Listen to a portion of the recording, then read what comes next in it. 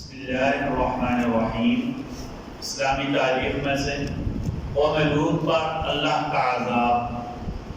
اللہ تعالیٰ نے لوط علیہ السلام کو اہل صدوم کی ہدایت اور اصلاح کے لیے نبی بنا کر بھیجا۔ یہ لوگ بڑے سرکش تھے، نافرمان تھے، گناہ گار تھے، اور فطرتی طریقہ کے بجائے غیر فطرتی طریقہ سے مردوں سے اپنی خواہش پوری کرتے تھے، باہر سے آنے والے تاجروں کا مال لوٹ لیتے تھے، بڑی مجلسوں میں کھلم کھلا گناہ کرنا ان کی فطرت بن گئی تھی۔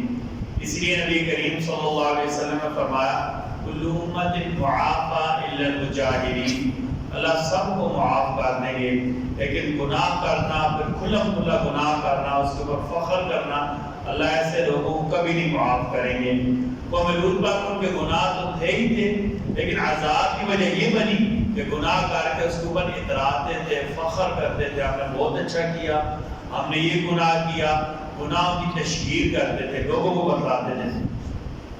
لوط علیہ السلام نے انہیں گناہوں سے، برائیوں سے بچنے کا کہا، اللہ کا دین قبول کرنے کی دعوت دی، اور لوط علیہ السلام کی بات ماننے کے بجائے، گناہ چھوڑنے کے بجائے وہ آپ کو پتھر مارنے لگے، آپ کو بستی سے باہر نکالنے کی دھمکیاں دینے لگے، آپ کا مذاق اڑانے لگے اور کہنے لگے کہ ہمارے اوپر اللہ کا عذاب لے کر آ جائیں۔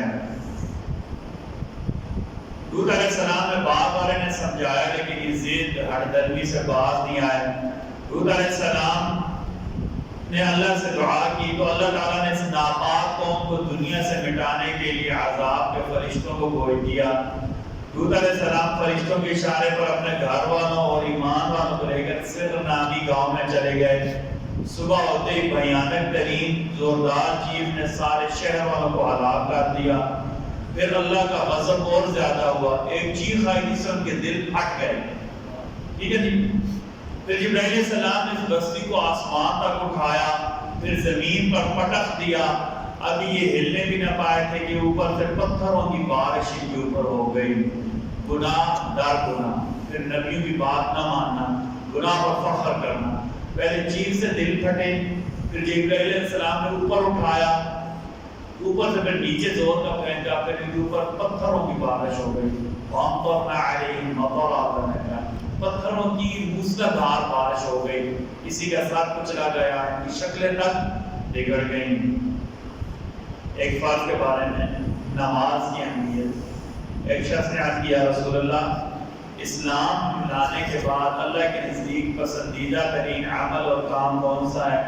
آپ صلی اللہ علیہ وسلم نے فرمایا نماز کو اس کے وقت پر ادا کرنا ایمان کے بعد اعمال میں پسندیدہ ترین کام ہے۔ ایک سنت کے بارے میں، غریبوں سے ملاقات کرنا۔ حضرت سہل بن حنیف کہتے ہیں کہ آپ صلی اللہ علیہ وسلم کا معمول مبارک یہ تھا، آپ کمزور اور غریب لوگوں سے ملاقات فرماتے، ان میں سے کوئی بیمار ہو جاتا تو اس کی عیادت کرتے اور ان کے جنازوں میں شریک ہوتے تھے۔ ایک فضیلت والا عمل، تین اہم ترین کام۔ نبی کریم صلی اللہ علیہ وسلم نے فرمایا جو بندہ تین کام کرے گا، اس کی تین کام کرنے کی عادت ہوگی، ہمیشہ اللہ کی رحمت کے سائے میں ہوگا۔ یعنی تین کام ایسے ہیں کہ ان کے کرنے والے پر ہمیشہ اللہ کی رحمت ہوتی ہے۔ نمبر ایک، غریبوں اور کمزوروں کے ساتھ نرمی کرنا۔ غریب اور کمزور کو ایسی ویسی بات کر بھی جائے پر معاف کر دینا، ان کے ساتھ نرمی کرنا۔ نمبر دو، ماں باپ کے ساتھ مہربانی کرنا۔ اور نمبر تین، غلاموں کے ساتھ یعنی ماتحتوں کے ساتھ نیکیاں کرنا۔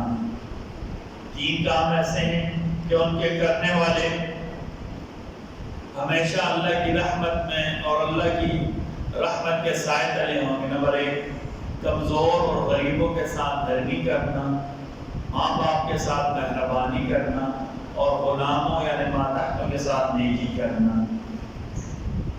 قرآن کریم کی نصیحت سورہ نساء آیت نمبر 86 اللہ تعالیٰ فرماتے ہیں جب تمہیں کوئی سلام کرے تو تم اس سے اچھے الفاظ میں سلام کرو، یعنی اس کا جواب اچھے الفاظ سے دو یا ویسے ہی الفاظ کہہ دو، بے شک اللہ ہر چیز کا جواب دیں گے۔ یعنی کسی نے السلام علیکم کہا، اب جواباً کیا کہہ وعلیکم السلام ورحمۃ اللہ وبرکاتہ، یہ اس سے اچھے الفاظ ہیں۔ آپ صلی اللہ علیہ وسلم نے حکم دیا سلام کو پھیلا، افشوا السلام، سلام کو پھیلاؤ۔ سلام سلامتی سے ہے، جو بندہ سلام کرنے والا ہوتا ہے وہ معاشرے میں امن کا ضامن ہوتا ہے۔ سلام کرنے والا معاشرے میں امن کا ضامن ہوتا ہے، اور ہر کس و ناکس کو جسے جانتے ہیں انہیں بھی جنہیں نہیں جانتے انہیں بھی سلام کرنے سے معاشرے میں امن پھیلتا ہے۔ اللہ تعالیٰ ہم سب کو کہنے سننے سے زیادہ عمل کی توفیق عطا فرمائے۔